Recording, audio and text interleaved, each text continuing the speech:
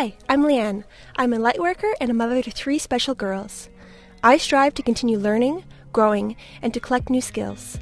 I'm a psychic medium, Reiki master teacher, and Akashic record reader and energy healer. I am so excited to share what I've learned and what I'm going to learn and the ups and downs of life. Thank you for joining me on my journey. Welcome to Life of a Lightworker podcast. Welcome. Thank you for joining me this week. In this very special episode, we have Mandy Morton.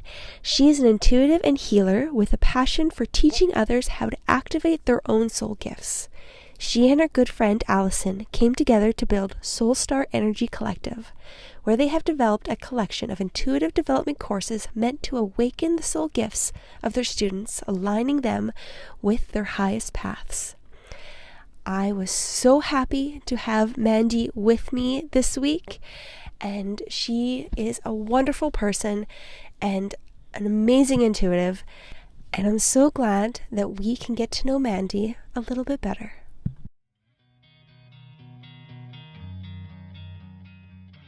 Welcome. Thank you so much for joining me today. You're so welcome. I'm so happy to be here. Oh, well, me too. I love talking to you anytime I get the chance to. Likewise. Awesome. So I'd like to start from the beginning. Where did you grow up? And tell me a little bit more about your childhood. We're going to start there. Okay. So it's interesting because I spent my childhood in one place, and then I spent my teen years in another place, and then I was in my adulthood in a different place. So I was born and raised in Terrace, BC, which is northern British Columbia. And I spent my childhood there. So it was a small community, very beautiful, surrounded by mountains. It was a really great upbringing. I have 2 brothers and a sister. So we all grew up together and had the same friends, went to the same school. It was just a really lovely childhood. And then when I was 13, my dad got a job offer to, I guess, relocate for a better position, more money. So he took that opportunity and moved us to Dawson Creek, which is even northern BC. And I spent my teen years there. So I was there until I was about 21, but I went to high school, middle school and high school there, graduated high school. And then, lost myself a little bit after high school. And then my dad took another job and moved down to Vancouver Island, which is actually where he and my mom are from. And that they met on Vancouver Island. And then, so they had the first opportunity, 20 years later to come back down to the island. He took it, and then we all came with them. And so then I started my life in Victoria. Now that's where I am, Victoria. So 20 years later. That's awesome. I love that you had a bit of a taste. You had all parts of BC almost. I did. I really did. And all different kinds, like small communities, and then bigger communities, and then a bigger city. So yeah. I love that because Dawson Creek is 45 minutes from where I grew up. Where'd you grow up? It is about, because 45 minutes from Grand Prairie, so the opposite direction, but take Beaver Lodge and you go 20 minutes north and just a little bit east. That's where I grew up. Tiny little hamlet. Oh, okay. People never actually know what it is or where it is. Yeah. Heard of it, but people usually hear of, if they know the area, they know of Grand Prairie or Beaver Lodge. So yeah, I definitely drove through Beaver Lodge a lot, and then ended up in Grand Prairie a lot. Yeah, because in Dawson Creek, people always went to Grand Prairie to buy groceries and all the things because they had more stores, and then no PST. So. Yeah, it was. And then also, when you're a teenager, the drinking age is 18 in Alberta, when it is 19 in BC. So we used to hop the border all the time and go to Grand Prairie. well, yeah, it's a 1 to 2 hour radius around Grand Prairie. People would come in on the weekends, and the population doubles or triples just on the weekend. I believe it. It's pretty silly. I'm like, okay, all right. This is interesting. We only lived in Grand Prairie for a year. That was 7 years ago. 7 years ago. And I was just like, yeah, doesn't feel quite right. No. But it works for now. Awesome. I love, so I'm guessing you Oh, actually, I'll move over this way. We'll continue talking about younger childhood. Mhm. For what do you have a favorite childhood memory that when you think about your childhood, that's the one that pops up first, where you're like, this made you feel the best, Yeah. or is the essence of what your childhood was? Yeah, so that's a great question. And so for me, because I work in energy and I feel so much, I was thinking about this question and I was like, you know what? It's more of a feeling that Mhm. an energy that I'm connecting to. And every time we came to Vancouver Island for vacation, because my whole extended family lives on Vancouver Island.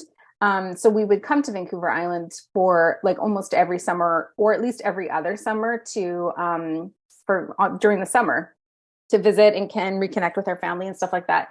And that is my favorite childhood memory. So like the energy, like just coming here and the air, the salt air, the atmosphere, the vibe, the summer days, like it's just an overall really warming, like loving feeling. And I would say that's my favorite childhood memory is like summer vacation coming to Vancouver Island and just experiencing the family and stuff like that.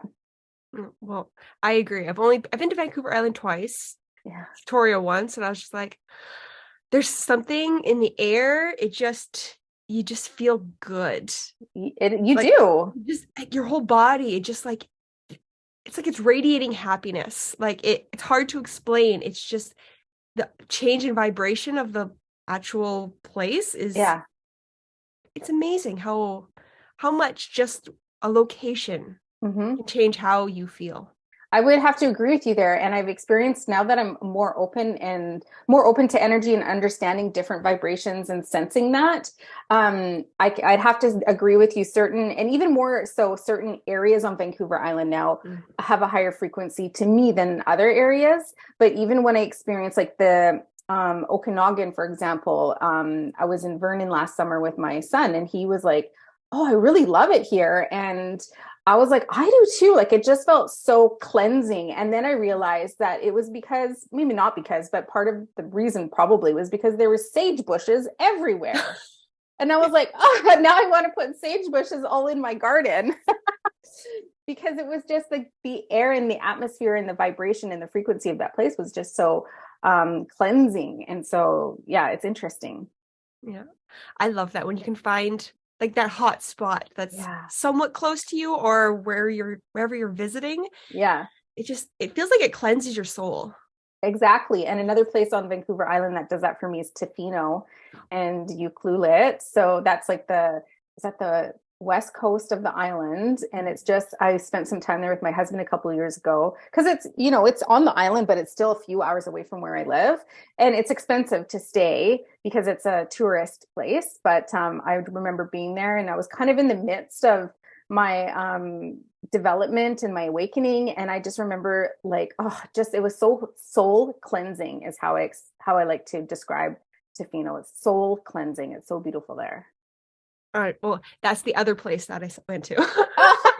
Yeah. My husband and I went there 14 years ago when we got married. That was Mm. part of our honeymoon. And I'm just like, Oh, yeah, it beautiful. was so good. Yes, It's so good. I loved it there. me too. For your journey from when your childhood to going into adulthood, what was so when you're looking back on your journey for where Hmm. you are right now, what would you say to another person who was on the same journey, on the same type of path? What would you say to them at different moments in your path or specific moments that were harder for you or more challenging? What would you say to them? That's a tough question because everybody's so different and they're experiencing it so different. But what I can share maybe is like where the difficult moments for me Mm, were, and yeah, then kind of like some advice on how to move through it. perfect. So I would say that obviously when you're kind of starting, maybe not obviously, but for a lot of people, when you're starting out on like this type of journey of awakening your soul and starting to ask those big questions about like, what is my purpose? Like, am I really just meant to go to work every day and drive my kids to their activities? And like, you're just like not able to find happiness, even though there's no reason to be unhappy. Do you know? Hmm. Yep, So absolutely.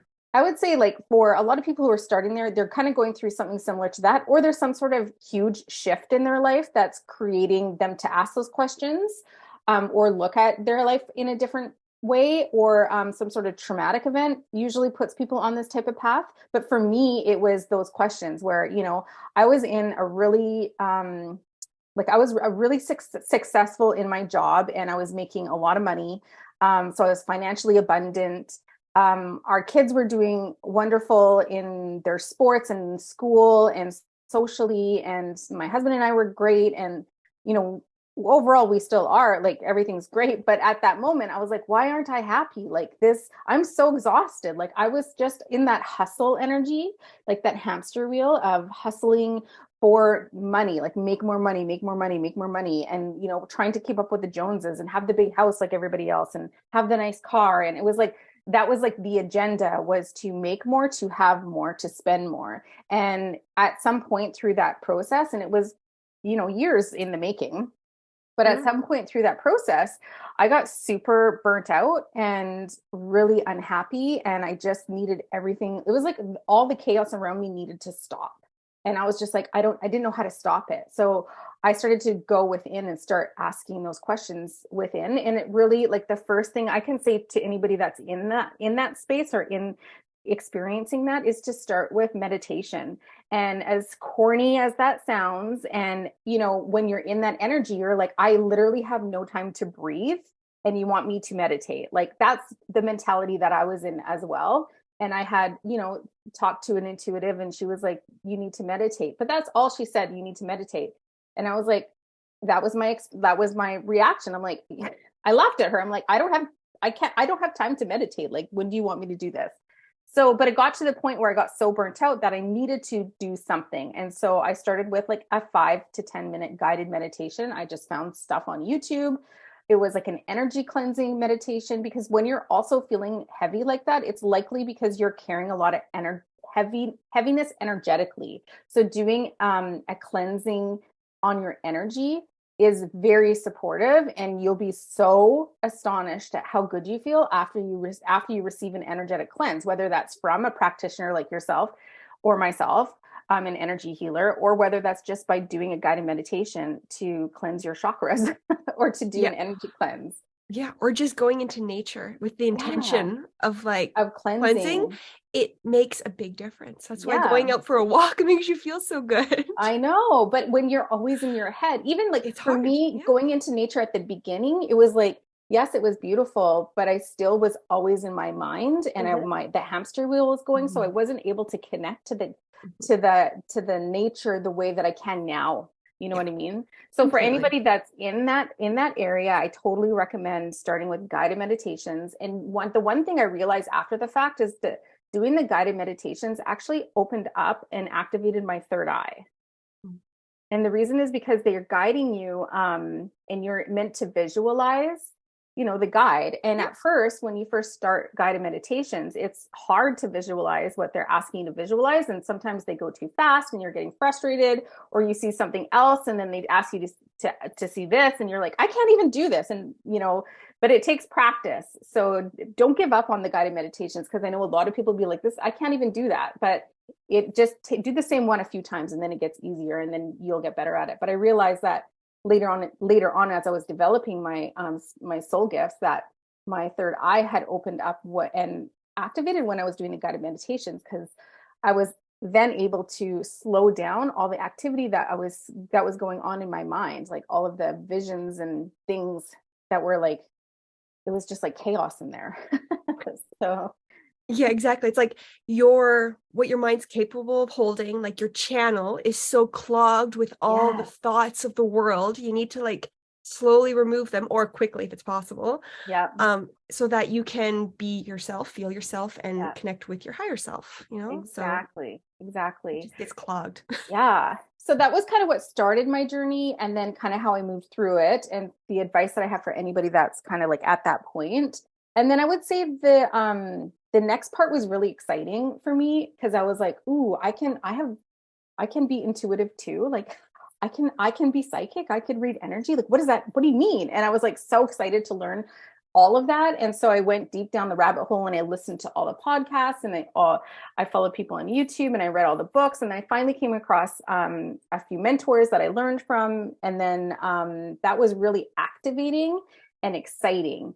And then after I learned all that, the next hard part was just like, I just went through it, in last summer and kind of like fell into even just like, I think I kind of came out of it in March. So it was a long time, but it was like feeling of discouragement and what's the right word? Kind of like I give up. Like I just wanted to give up because now that I was so wide open to everything that I understood, like I understood everything from a higher perspective and I could see things differently and I understood myself differently, I understood the world differently.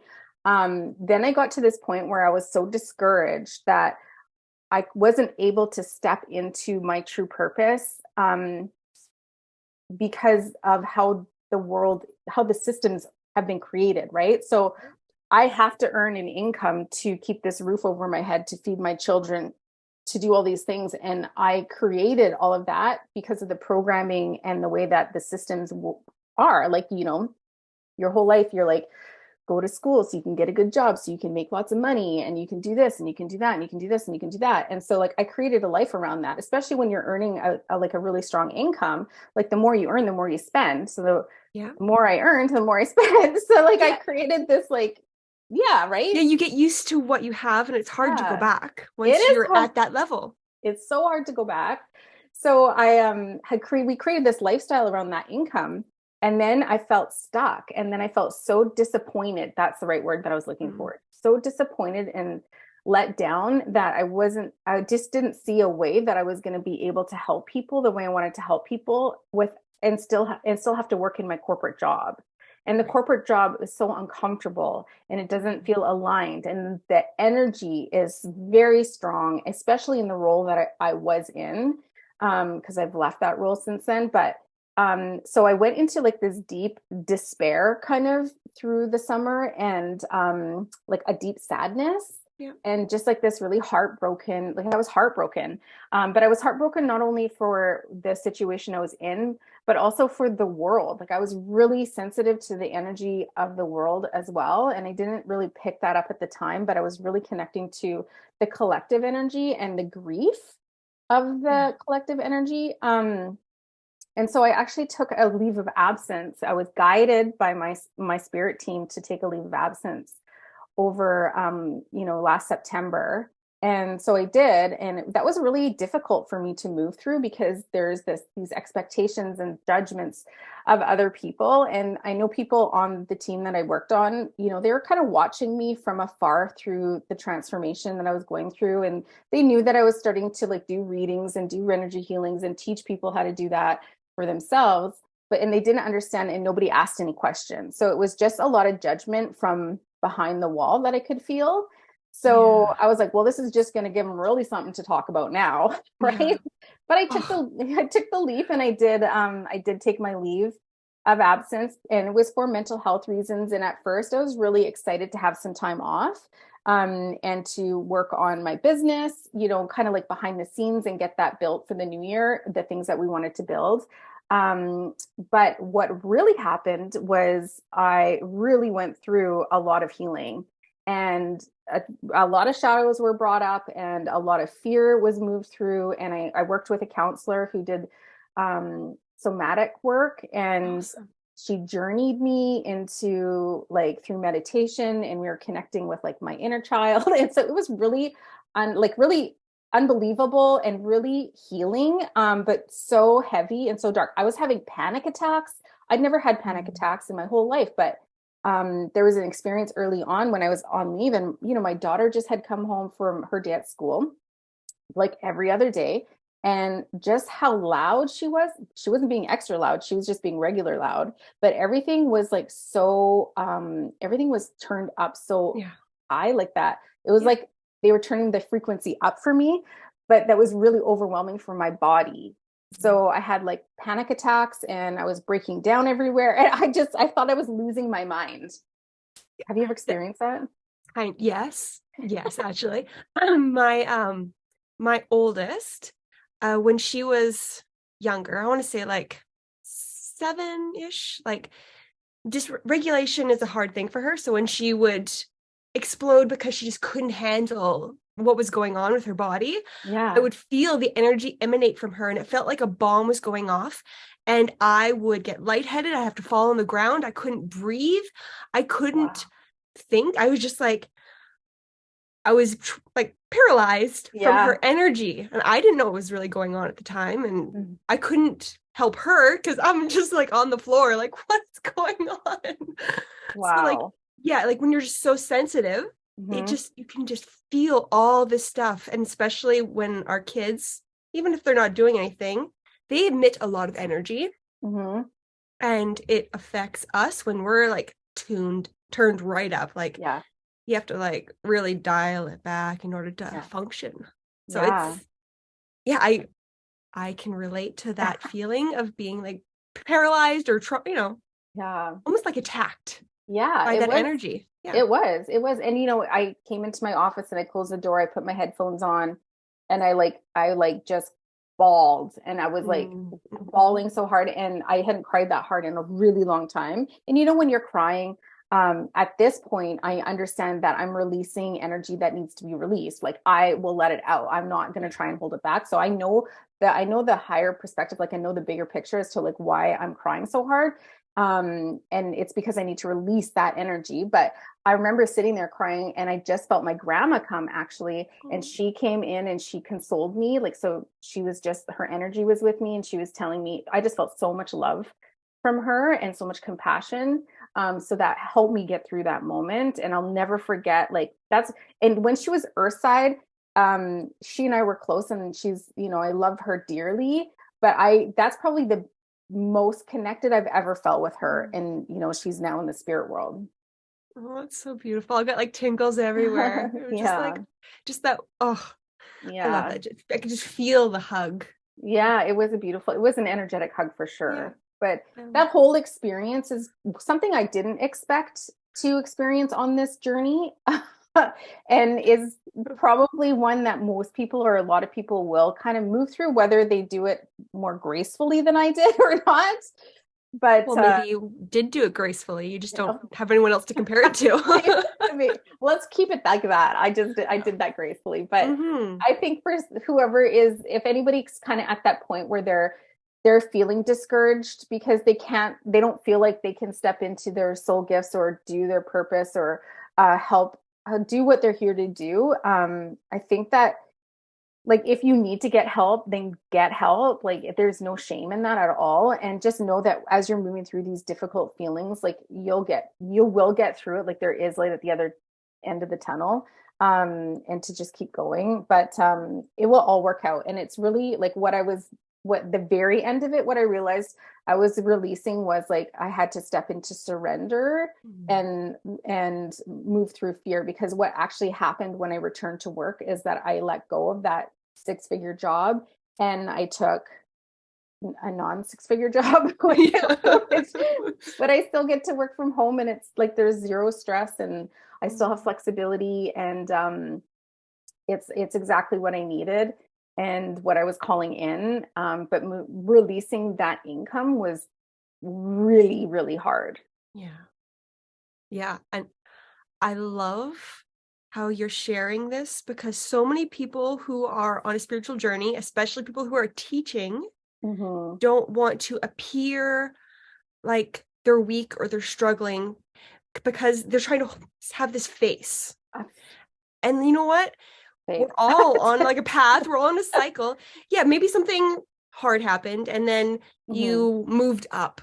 So Yeah. you think you're a few levels higher, but then life hits you and you Hmm. feel like you're being dragged down, but you're Yeah. not being dragged down really. You're just learning a lesson to continue moving up. Exactly. Like, it's all about your perspective, but you people have that stigma attached to it, and I love that Yeah. you're sharing it, and it helps remove some of that stigma that other people might experience, when so that they might feel shame or want to hide what Well, they've gone yeah, through. I agree. And it's really important to know that if you're on this spiritual journey and you are not going through difficult times, like you're not doing healing or shadow work, like you're bypassing and it's going to like hit you all at once. So it's really important to move through them as they kind of present themselves. And even with regard to spiritual teachers, like all teachers go through difficult times. And I remember watching my spiritual teacher move through some shadows and healings, and she took a step back, like went a little bit introverted, and we have to do that because when we emerge we're just that much more ascended and knowledgeable, and then we can share our experiences, and teach others kind of what we've learned. It's important. Absolutely. And like it humanizes them. Exactly. They're not on a pedestal anymore. It's more, anyone can do this. You can do this. You can, if you want to, you can obtain that. Yeah. It's not like a special thing that only the elite can do. And that's the thing, is that everybody is equal. And I really have a hard time when people put, well, anybody on a pedestal, but especially if anybody's looking up at me, that like, I don't feel uncomfortable. I just want them to bring themselves up to that level that they put me at, because we all are on the same level. Yeah, absolutely. I love that. Yeah. Yeah, you're not coming down to their level. You're bringing them up. They bring themselves up. Yeah, we're all equal. Yeah, we're all equal. And, I work with this on, like Allie has a hard time with that. My business partner, she has a hard time with her. One of her main lessons in this lifetime is moving through her self-worth and stuff. So this is something that we work through together all the time, because often she'll be like, oh no, you do it, Mandy. And I'm like, no, you do it. Like, we're equal here. Like, let's do this. So it's it's really important. It's really important for people to understand that. And even when I do readings for people who I would admire, for example, for whatever reason, I am quite not easily able to, but I do have that knowledge or that energy around, like, so all of our souls are the same on like a soul level. So when I'm reading somebody that, in person or in reality in human life would make me nervous to be around, if I'm doing an energy reading for them, it helps me to release that ego, that fear, understanding that all of our souls are equal. And on the other side, there is no hierarchy. Yeah, absolutely. I would have to agree. It's like some people I might feel nervous about, but as soon as I get into the zone of actually working, I'm fine. Yeah. It's just that, when you don't see them as the soul, when you see them as the person, it's very different. It's nice to be able to go into that perspective, and then you can kind of let it trickle out in the rest of your life, if you can. Yes. Agreed. Yes, absolutely.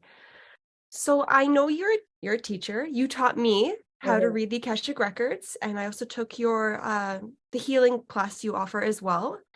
What other classes and services do you offer the public?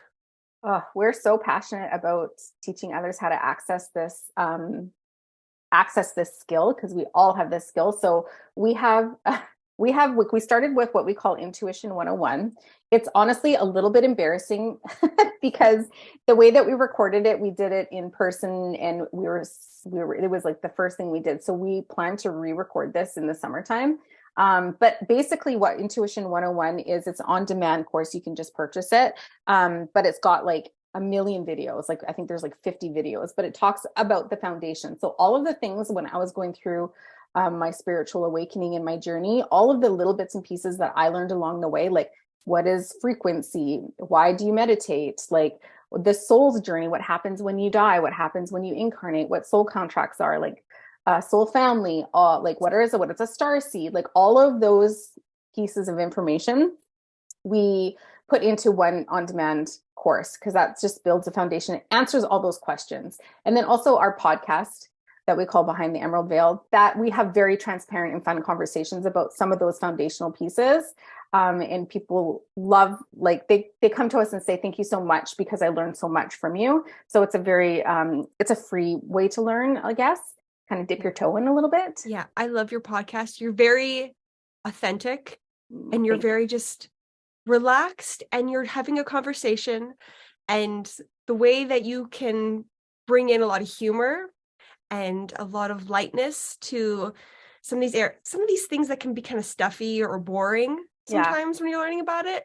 It makes it fun, attainable, and accessible, and just Thank awesome. you. I love Thank it. you. That is the whole point. It's really fun.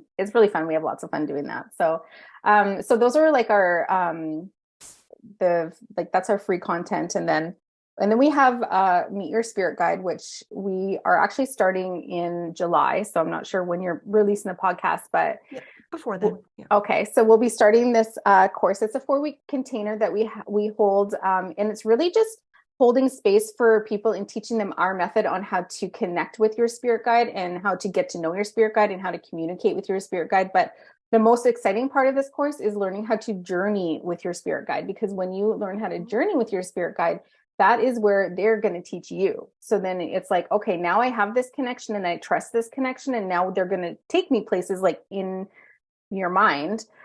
So it's in meditation, which is why it's important to meditate, because this is how you communicate with your guides. So we teach people how to journey with their spirit guides. So it's a quick 4 weeks, but it's very packed full of beautiful content and lessons. And then I think we're going to switch that to an on-demand course after we teach it live one more time.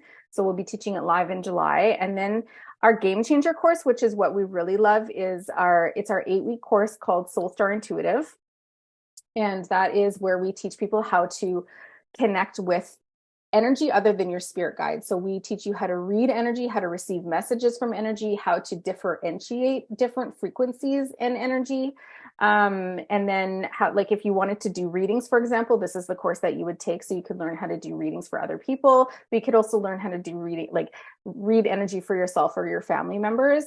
You can read the energy of, a house. So if you were a realtor, this would be really beneficial. You could read the energy of a business. So if you're a business coach, this would be a beneficial course.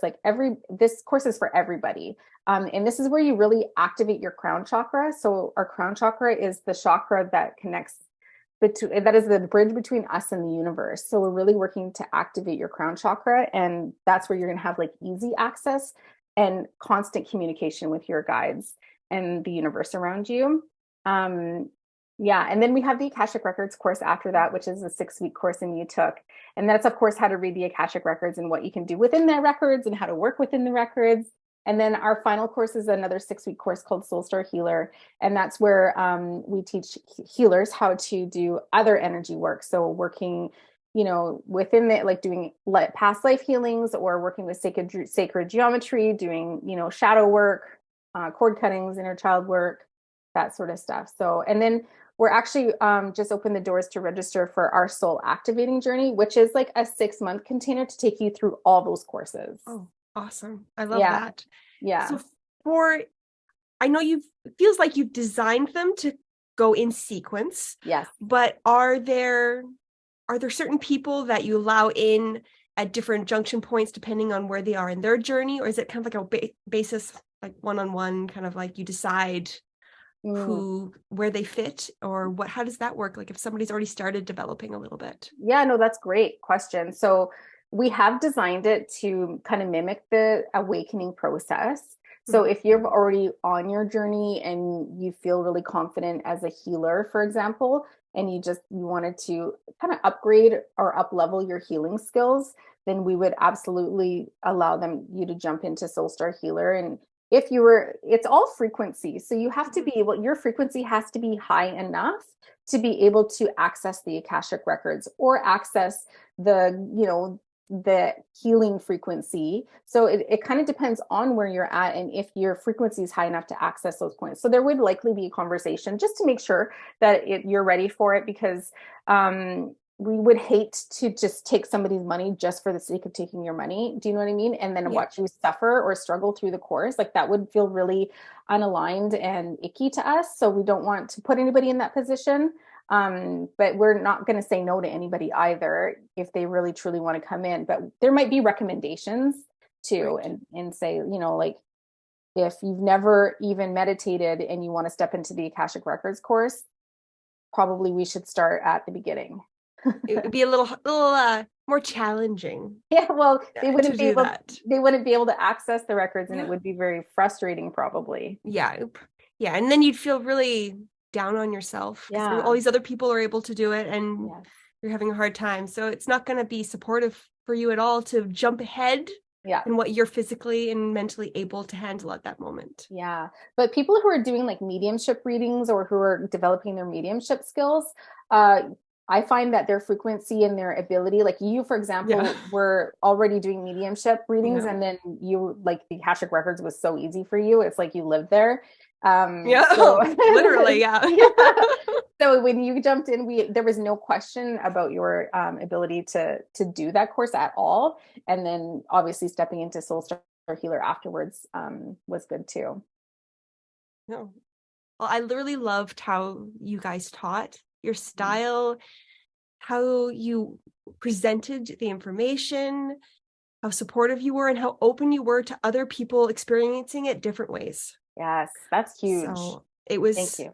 Yeah, it was really expansive, and I made some really good friends in the Yeah. classes. So I am so glad I did it. I am so thankful I met you guys. It was meant to be.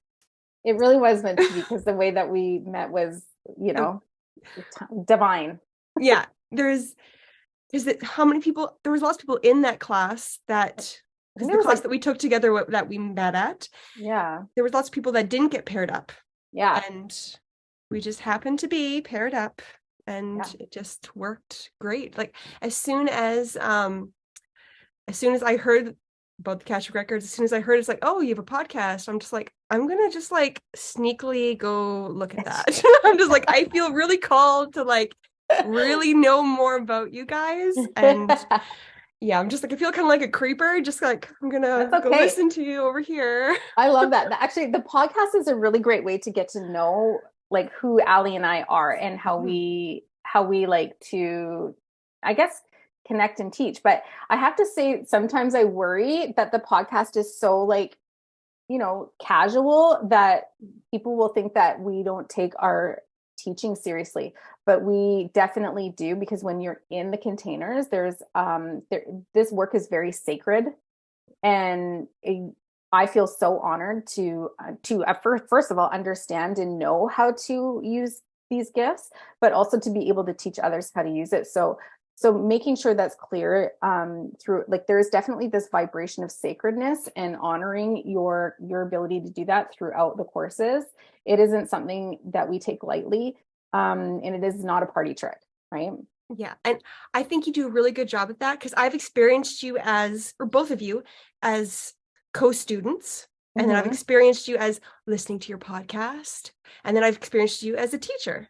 And you just show up authentically in each place, and getting to know you on a personal level through the podcast makes it more comfortable for me to be able to show up as myself in the class. I don't need to shy away or be scared to bring up certain things, because you guys are you say everything in the podcast. So I don't feel like I needed to filter myself. Beautiful. I love that. Or feel ashamed, or like I needed to hide. I could just be myself. And that's the best place to learn, is to be fully yourself and open, and to be vulnerable. Yes. Huge. And I think they mesh so well together, so that you can hold these people who are being the vulnerable themselves, and you hold them so lovingly. Oh, thank you. That means so much to me. Yeah, it's really important for Allie and I both to get to know our students. Like, we've experienced being a student as well. And your teacher just sort of lectures on the Zoom and you're listening, but there is no personal communication or no personal contact. And that is something that Allie and I love to do, is to get to know our students and to like literally be there along the way with them, which is why we like to keep our containers small. And, we have grand dreams of having huge containers and tons of students and stuff, but also there's a part of us that are like, we really enjoy the connection that we're building and the friendships that we're making, because our students are becoming our friends. So, and our soul sisters. So it's beautiful. Yeah, we're drawn to you for a reason. That's right. Like, maybe there's room for both. Maybe the way the future works, who knows? Like, you can have those small intimate containers, but you can also offer other things to the masses. Yeah. In large groups. Like, who knows? Like, everything's possible. You don't have to lose those really sacred things that you really enjoy. Yeah. I know. We'll have to figure that out. I'm sure it'll all come together and it'll all become clear when the time is right. Yeah. Your souls have it figured out. I know. They're just not giving everything to you right now. Right. They're just like, I'm just going to give them one little grain of rice. Right. There you go. Here's your little tiny trail. It's like, awesome. Your portion for the day. Yeah. I'm just like, oh, like it'd be nice to know more, but like, then they're like, but then it wouldn't be the lesson. And I know. you know. That's frustrating. We're here to be human. So I guess we got to be human. No matter how frustrating it is for us sometimes. I agree. Oh, geez. So you talked about you're planning on recording your course to be another on-demand offering so that you'd have two of them. But what other plans do you have for the future that you might want to share? So that could be like a few months, could be a few years, something that you have dreams of, or you want to say out loud so that you have the accountability to follow up. We have so many plans, but you know what's holding us back is our corporate jobs. Yes. So if we had more time, we would do all of it. But I think what we're excited for. So we have our Soul Star Lightworkers community, which is a free community on Mighty Network. So that space is something that we plan to grow more, and where we'll offer our free workshops, and where we'll show up, and we have intuition challenges, and basically that space is just for the curious person who's kind of dipping their toe into this world a little bit and wanting to understand a little bit more without any commitment. So that's a good space for that. But what we're planning to build, I think, there's a few things. So one is that we're really finding that there's two people that are on this path. One, the soul that is ready to develop and step into service, and then the soul who really just needs to do some soul development and some healing. So we have created all of our courses for the individual that is ready to develop their intuition and step into service. So there's things percolating and I can feel it in the orbits, like in the air. And as we're just waiting for it to land, but it is going to be more of a healing journey. So the soul who doesn't necessarily want to develop their skills to be of service, but somebody who really just wants to calm it down and do some inner work, do the shadow work, like create time to meditate, to journal, like just to get to know themselves at a soul level without like wanting to learn how to read energy or be a healer. You know what I mean? Yeah. So navigate their own energy. Yeah. So that is something that is kind of like coming in slowly and just waiting for things to land. And then, so that's something that's probably going to be coming in the fall, maybe early next year. And then we're hoping to create an alumni space for the students that have, gone through our courses, so that, because it's so hard when you spend so much time with the students and we're building these friendships and these connections, and they're really like soul sisters. And then it's like, okay, well, see you later, like stay in touch. Do you know what I mean? So it would be nice to continue to have a space where we can communicate and be in community and share, what's working for us and what's challenging for us, and help each other move through that, and maybe even practice some of the services that we're wanting to bring out to the public, but just need a little bit more time fine tuning. Do you know what I mean? Yes. So I love that idea. Yeah. Because I definitely contacted or was in contact with a bunch of people from the class. Yeah. But we weren't all together. I know. So I like that idea of being back together. In community. We just building a community of people who are in service or who are wanting to learn or develop more and all that sort of stuff. So I think that is something that we've been trying to create that for a while, but really what's holding us back is our time. Because we are still working corporate jobs. It's when are we going to find the time to hold that space for everybody? Right. So that is something that we're working on. And then we really do see our courses going on fully on demand at some point, but then taking it into community again. So anybody can purchase the courses, but then you'll have the option to come into development circles, like a membership program type where you can come in and practice what you're learning. but without having that commitment of having to practice if you don't want to. Because there's also a lot of people out there who aren't ready to come out of the closet and who are curious, but don't necessarily want to be vulnerable. Yep. Yeah, I love that. So it Mm-hmm. doesn't push people too far out of their comfort zone, that when they're more hesitant. But when they are ready to step up, you have a very comfortable, safe space to welcome them into.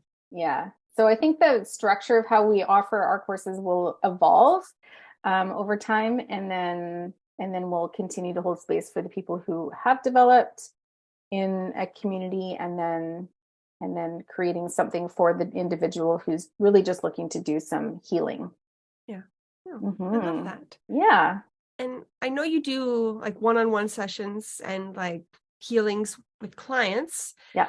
What do you see yourself going fully into the teaching? Do you think that you'll continue doing some sessions? Like, what does, or at least right now, and what maybe you might think about for the future, what feels right for you? Like, what do you want to do?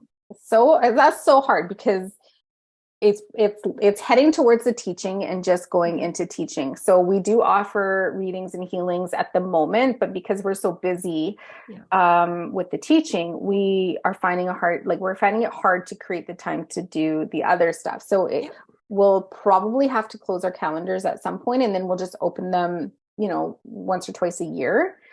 And then, when we're in this work full time and we don't have to work corporate anymore, right, that could completely change. And I could see myself doing in-person healings even on certain days, and then doing readings and stuff like that.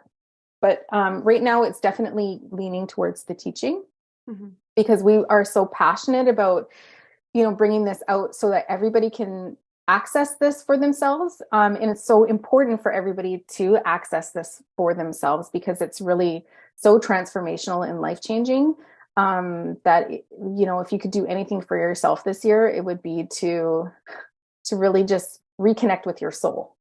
Yeah. I find both of your energy separate. They're both very bright, but when you bring them together, I feel like it sparks, and it just illuminates everybody else. It's like turning on all these light switches. When you alchemize together, you just amplify each other's energy. Yes. Feels like. And I love that. It's you can feel it, just like listening to the podcast, just hearing your voices, like you can feel that energy, and like it's so uplifting, and they always make me smile, and that raises your vibration. It does. And it like activates you, and like, so just hearing you guys and being together, it changes other people. So I'm so grateful that you guys are working together. Thank you. We are too. I love you guys. You're the best. Thank you. I appreciate. We love you. Oh, well, thank you. Oh, geez. So I have another question for you. Yeah.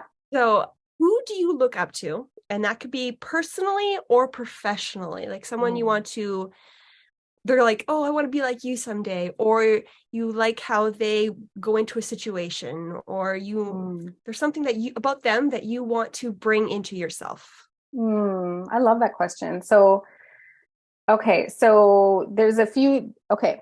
I don't know how to answer that. That's okay. All right. So there's a few people. So I would say the mentor that I look up to the most, I would say, is Danielle Sarank. Yeah. The Squamish medium. Yeah. And the reason is because she's just so genuine, and she's so heart-centered, and she really is very good at taking a pause before moving forward. And because I can be quite spontaneous, and I'm like, all these ideas, let's do it. And then, but I really admire her ability to just she's so grounded in her energy. And I just really admire that about her. And the way that she teaches is so loving as well. So I admire her as a teacher, for sure. I really admire Allison, my business partner. And I admire her because her strength and her courage, because Allison, 2 years ago or 3 years ago, when we were kind of like developing together, there's no way on God's green earth that she would ever A, have a podcast or talk about spirituality in public, or B, have her face on an Instagram page or do reels or anything like that. So her ability and her courage to move through those fears and to be seen is I just admire her courage there. And she's also so good at pausing as well, because again, like I can just get into this energy of like really excited to move forward with some of the ideas that are coming in. And she's, as frustrating as it can be, because sometimes it feels like this energetic like door shut in my face. Right. But she's Yeah. also very good at saying, you know, taking it down, bringing me down a little bit and grounding me into that energy, and then talking through it. So I admire her as a soul sister, and as a business partner. And I admire her courage and her growth. So, and then I really admire our students, honestly, because every single one of them, I see a part of myself in every single one of them, every single one of you. And it's just, I admire the vulnerability and the courage to be vulnerable and to put yourself out there to learn, and to go through the healing journey that is kind of like awaiting as you develop your spiritual and your soul gifts. So yeah, that's a great question. Oh, I love those answers. And Well, thank you. yeah, I would definitely agree with you from what I have experienced of those people as well. I can see it. 100%. 100%. I love that. So I'm really curious. I know from talking to you before, listening to the podcast, that your children helped wake you up, helped bring you onto the spiritual path. But was there one specific event that brought it on, or was there a bunch of events that brought together, woke you up? That's a good question too. So there was definitely one specific event that kind of sparked things. And it was, so my son is quite open, and funny enough, he's 15 now. Well, he'd be 15 next month, but his gifts are coming back online and things are getting loud for him again.